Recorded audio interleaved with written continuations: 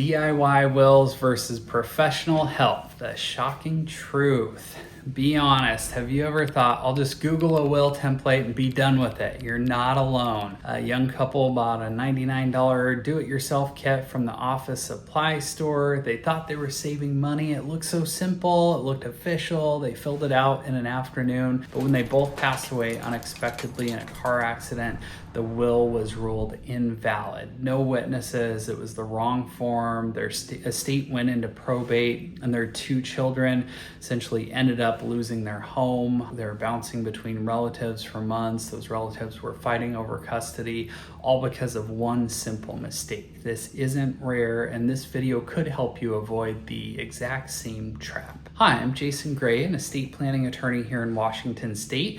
Every week I meet families who trusted a DIY will and they're now paying the price. Today I'm breaking down the real truth behind do-it-yourself wills, what they actually get wrong, what they miss, and why the risks are way bigger than most people realize. So we'll break it down side by side. Head-to-head DIY versus professional planning. Let's start with the appeal. DIY, cheap, as low as $99 or lower. If you find a free one, it's fast. You can just download it, fill it out, and you're done. Feels empowering. I did it myself. But what's the trade-off?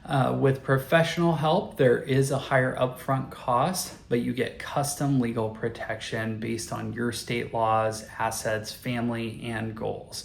And here's where DIY falls apart. Most common DIY mistakes: using the wrong type of will, especially in Washington, missing witness signatures, which makes the will potentially invalid, forgetting to name backup executors or guardians, vague language that leads to confusion or court battles. DIY is like trying to build a house from a kit without blueprints. You might save money, but do you really want to find out after you're gone that your foundation had a crack in it? 3 real-life horror stories.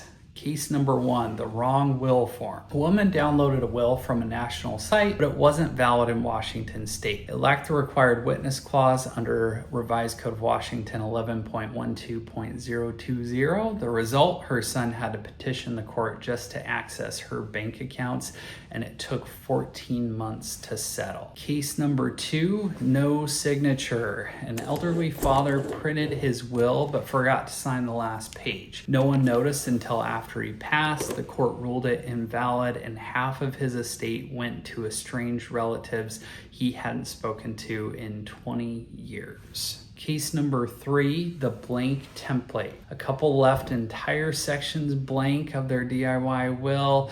They weren't sure what to write. The court found it too ambiguous to enforce, and their children fought each other in court, and the legal fees ate up over $40,000 of the estate. These are real. I've seen them firsthand, and they are 100% preventable. The smart thing to do is have the professionals take care of it. I recently had a very successful business law attorney come to me and they said, well, Jason, I hate to admit it, but I tried to do my estate plan myself and I quickly realized I was in over my head and just would like to have you handle my estate plan so I have everything covered and my family is protected. So a very successful business law attorney who went to law school and has over 20 years of experience representing Fortune 500 companies. It doesn't feel comfortable doing their own.